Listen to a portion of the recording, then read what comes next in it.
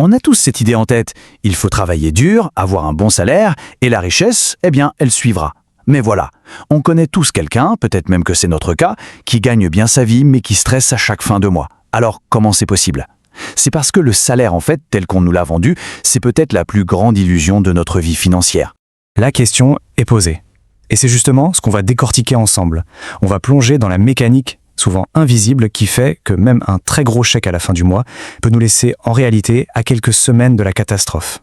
Bon, regardons ça de plus près. Imaginez un peu le tableau. Un revenu de 5 000 € par mois. C'est confortable, hein? On est d'accord. Sauf que, si les dépenses suivent juste derrière, comme ici à 4 900 €, eh bien il ne reste quasiment rien. Rien pour construire, rien pour investir. C'est ça le grand piège. On gagne plus, mais on n'accumule absolument rien. Alors, voici notre programme. D'abord, on va démasquer l'illusion du salaire. Ensuite, on va comprendre où part vraiment notre argent. Puis, on verra le fameux piège du style de vie avant de redéfinir ce qu'est vraiment le succès et de découvrir comment les actifs sont la vraie clé de la liberté. Allez, on commence par les fondamentaux. C'est vraiment crucial de faire la différence entre ce qu'on gagne chaque mois et ce qu'on possède vraiment. Voilà la distinction clé. Le salaire, c'est un flux. C'est simple, on échange son temps contre de l'argent. Si on arrête de travailler, le flux s'arrête net. La richesse, c'est complètement différent. C'est un stock. Ce sont des choses, des actifs qui travaillent pour nous. Même quand on dort. C'est là toute la différence. Bon, maintenant qu'on a posé les bases, voyons ce qui arrive à ce fameux flux d'argent. Il est attaqué de tous les côtés, bien avant qu'on ait pu décider quoi en faire. C'est la métaphore du seau percé. Imaginez votre salaire brut qui tombe. Avant même de pouvoir y toucher, il est déjà découpé en morceaux. Les impôts, bien sûr, prennent la plus grosse part. Ensuite, viennent s'ajouter les dettes de consommation et puis tous ces petits abonnements. Au final, la part du gâteau qui est vraiment disponible pour construire quelque chose, eh bien, elle est souvent bien plus petite qu'on ne le pense. Pensez-y, Netflix, Spotify, l'abonnement à la salle de sport. Pris un par un, ces montants ont l'air de rien. C'est que 10 € par-ci, 15 € par-là.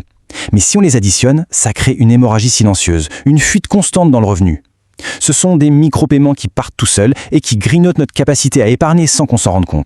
Et là, on touche à un point essentiel, la dette de consommation. Ce n'est pas juste une histoire d'argent. En fait, c'est un pacte qu'on passe avec notre futur soi. On s'achète un plaisir aujourd'hui en vendant notre temps de travail de demain.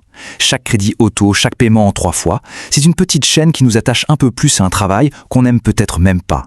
On arrive maintenant au piège le plus subtil, le plus vicieux, celui qui touche même les gens qui gagnent très bien leur vie, comme les cadres sup ou les professionnels libéraux. Ce concept, il faut absolument le comprendre, c'est l'inflation du style de vie. C'est une tendance humaine, presque un réflexe. On a une augmentation et on se dit « Ah, super, je mérite bien une plus grosse voiture, un plus bel appartement ». Le souci, c'est que les dépenses grimpent aussi vite que les revenus et au final, on se retrouve au même point, sauf qu'on a des chaînes en or. Regardez ce chiffre, il est brutal, mais il est parlant.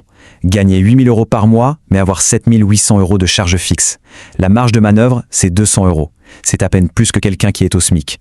On est riche en apparence, mais pauvre en liquidité. On vit sur un fil à une perte d'emploi de la catastrophe. Cette phrase, elle résume tout. Ce train de vie élevé qu'on affiche n'est pas un signe de liberté. En fait, c'est une forme de servitude moderne. Chaque nouvelle dépense, chaque nouvel engagement, c'est un barreau de plus à notre propre prison dorée. Bon, ok, on a beaucoup parlé du problème, c'est un peu déprimant, je vous l'accorde. Alors maintenant, passons à la solution. Et tout commence par un changement radical de point de vue sur ce qu'est le succès financier. Tout se joue ici. Oubliez le montant en haut de la fiche de paie. La seule, l'unique chose qui compte vraiment, c'est l'écart. La différence entre ce qui rentre et ce qui sort. C'est dans cet espace que se construit la vraie liberté. Le but, ce n'est pas juste de gagner plus, c'est surtout d'élargir cet écart. J'adore cette image. Pensez-y comme ça. Chaque euro qu'on arrive à mettre de côté, ce n'est pas juste un euro qui dort à la banque, c'est un employé. C'est un soldat qu'on envoie sur le champ de bataille financier pour qu'il se batte pour nous et qu'il nous rapporte encore plus d'argent. On est en train de se construire une armée. Alors où est-ce qu'on envoie nos soldats? C'est ce qu'on va voir dans cette dernière partie, comment on utilise cet écart pour bâtir, brique par brique, une véritable richesse. La distinction est hyper simple, mais elle est incroyablement puissante. Un passif, ça sort de l'argent de votre poche chaque mois. Un actif, ça en met dedans. C'est la différence fondamentale que les riches ont comprise et que beaucoup de gens ignorent. Pour que ce soit bien clair, voilà des exemples. D'un côté, les passifs. Le crédit de la voiture, la nouvelle télé, tout ça, ça vide les poches. De l'autre côté, les actifs. Des actions qui versent des dividendes, un appartement en location, un business qui tourne sans nous. C'est là que notre armée de soldats doit aller. Et voilà, ça c'est la ligne d'arrivée, le but ultime. La liberté financière, elle est atteinte le jour où les revenus générés par tous nos actifs suffisent à payer notre style de vie. Ce jour-là, le salaire, ça devient un bonus. On n'est plus obligé de travailler, on peut choisir de le faire. Alors, concrètement, comment on y arrive? Voilà un plan d'action tout simple, en 3 étapes. 1. On crée l'écart, en maîtrisant l'inflation du style de vie. 2. On construit son bouclier, c'est-à-dire un fonds d'urgence pour se protéger des coups durs. Et 3. Une fois que ce bouclier est en place, on utilise l'écart systématiquement pour acheter des actifs. S'il y a une seule chose à retenir, c'est ça. Le salaire, ce n'est pas le but final. C'est juste l'outil le plus puissant qu'on a au début pour acheter notre liberté. Il faut l'utiliser pour acheter des actifs, pas pour financer un style de vie qui nous emprisonne.